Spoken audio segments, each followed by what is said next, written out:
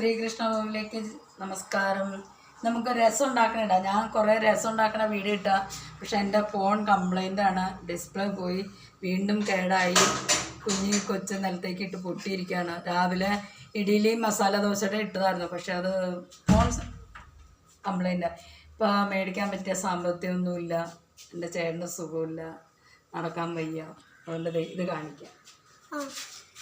തക്കാളി വേവിച്ച രസം ഉണ്ടാക്കണം എന്നാണ് വിചാരിച്ചത്, പക്ഷേ അതിന് സമയമില്ല, കൊച്ചുങ്ങൾക്ക് പരീക്ഷയ്ക്ക് പോകണം. അപ്പോൾ പെട്ടെന്ന് ഉണ്ടാക്കുകയാണ്. വെളുത്തുള്ളിയും ചുവന്നുള്ളിയും കൂടി ചതച്ചത്, കുരുമുളകും ചെറിയ ജീരകം കൂടി പൊടിച്ചെടുത്തത്, മഞ്ഞൾപ്പൊടി, ഒരു ലേശം മുളക് പൊടി, സക്കല മുളക് പൊടി ഉണ്ടാവുള്ളൂ. ഇത് കട്ടക്കായം, പൊടിക്കായം, മല്ലിയില, തക്കാളി, പുളിവെള്ളം ആവശ്യത്തിന്. നമുക്ക് ഗ്യാസ് കത്തിക്കാം. ഗ്യാസ് കത്തിച്ച് ചട്ടി ചൂടാവട്ടെ.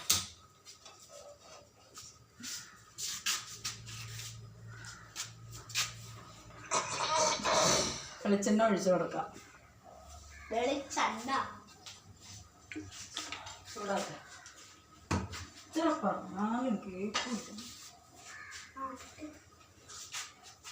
വെളിച്ചെണ്ണ ചൂടാവട്ടെ കേട്ടോ.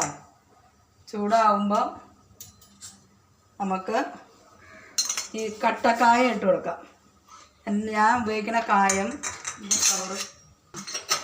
കട്ടക്കായ ഇട്ട് കൊടുത്തു. ഞാൻ ഉപയോഗിക്കുന്ന വർഷങ്ങളായിട്ട് ഉപയോഗിക്കുന്ന കായാണിത്.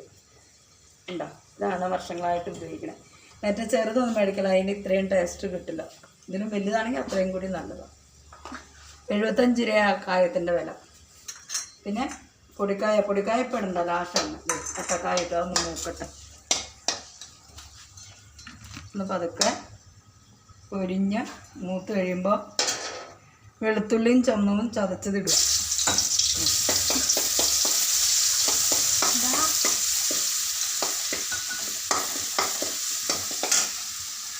ഇത് മൂക്കട്ടെ കേട്ടോ.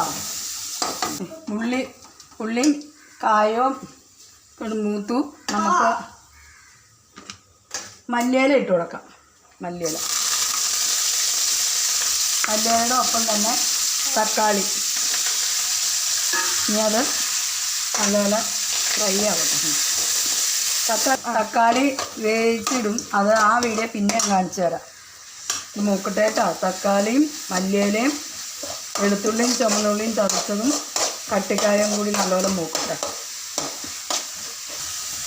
വെളുത്തുള്ളിയും ചുവന്നുള്ളിയും ചതച്ചതും കണ്ടോ, കട്ടിക്കായവും തക്കാളിയും മല്ലിയിലയും കിടന്ന് മൂത്തു.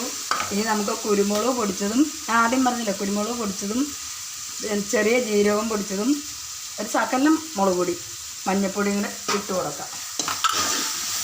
അന്നേരമാണ് പൊടിക്കായ ഇടാവുള്ളൂ. ആദ്യം പൊടിക്കായ ഇടരുത്, കാരണം കത്തിപ്പോയി ആ കായത്തിന് അല്ലെങ്കിൽ തന്നെ കയ്പ്പാണ്. അപ്പം അതൊന്നൊരു മൂത്ത്, മുളക് പൊടിയൊക്കെ ഒന്ന് മൂത്ത് ഇതായി കഴിയുമ്പോൾ കട്ടിക്കായ ഇടുക. എന്നിട്ട് പുളിവെള്ളം നമ്മളെടുത്ത് വെച്ചിട്ടില്ലേ, അത് നമ്മുടെ പുളി എന്തോരം വേണം, രസം എന്തോരം വേണമെന്ന് വെച്ചാൽ ആവശ്യം ഒഴിക്കും. വെള്ളം ഒഴിച്ചു കൊടുക്കുക. ഇനി രസം അവിടെ കിടന്ന് തിളക്കട്ടെ. ഇനി വെള്ളം ഒഴിച്ച് ഇനി അവിടെ കിടന്ന് തിളക്കട്ടെ. നമുക്ക് ഉപ്പ് ഇടണം. ഉപ്പ് ആവശ്യത്തിന് നിങ്ങളുടെ രീതിയിൽ. ഇനി തിളച്ച് കഴിയുമ്പോൾ രസം കാണിച്ചു തരാം കേട്ടോ. പാകത്തിന് നോക്കി വേണം പുളിവെള്ളവും വെള്ളമൊക്കെ ഒഴിക്കാൻ. ഒത്തിരി വെള്ളം, ഒത്തിരി ഓവർ പുളി ആവരുത്. എന്നിട്ട് ഉപ്പിടുക. അടിപൊളി രസമല്ലേ. രസം എപ്പോഴും നല്ല. ഞാൻ ഒന്നരാട് രസം ഉണ്ടാക്കും. ഞാൻ ഈ തക്കാളി വേവിച്ച് പിഴിഞ്ഞൊരു രസം ഇടാം, സാധാ രസം ഇടാം. ഞാൻ രസപ്പൊടി മേടിച്ച് ഒരിക്കലും ഞാൻ രസം വയ്ക്കില്ല, അത് അതിൻ്റെ ടേസ്റ്റ് ശരിയാവില്ല. ഇതാണ് ഞങ്ങളുടെ വീട്ടിലെ പിള്ളേർക്കും എല്ലാവർക്കും ഇഷ്ടം. എൻ്റെ കൊച്ചുമോൻ ഏറ്റവും ഇഷ്ടപ്പെട്ട മല്ലിയില ഇട്ട രസം. ഒന്നരാടെ ഉണ്ടാക്കും, കാരണം വയറിന് എന്ത് കഴിച്ചാലും ഗ്യാസും ഇതൊക്കെ ഇല്ലേ, അപ്പം നല്ലതാണ് രസം. കായം കുരുമുളകൊക്കെ ചേരുന്നല്ലേ, അപ്പം നമ്മുടെ വയറിന് മല്ലിയിലയുടെ എസൻസൊക്കെ ഇറങ്ങി കഴിയുമ്പോൾ നമ്മുടെ വയറിന് കംപ്ലൈൻ്റൊക്കെ ഉള്ളത് പോകും. അപ്പം ഞങ്ങൾ ഒന്നരാടെ രസം ഉണ്ടാക്കും. പല രീതിയിലും ഞാൻ ഉണ്ടാക്കും രസം. ഇത് തമിഴ്നാട്ടിൽ ഞങ്ങൾ നിന്ന്, ഞാനവിടെ ബനിയൻ കമ്പനിയിലെ സിംഗറായിട്ട് ജോലി ഉണ്ടായിരുന്നു. അപ്പോൾ അന്നേരം അവിടെ ഉണ്ടാക്കുന്ന രസം ഞാൻ അടുത്ത വീഡിയോയിൽ ഇടാം.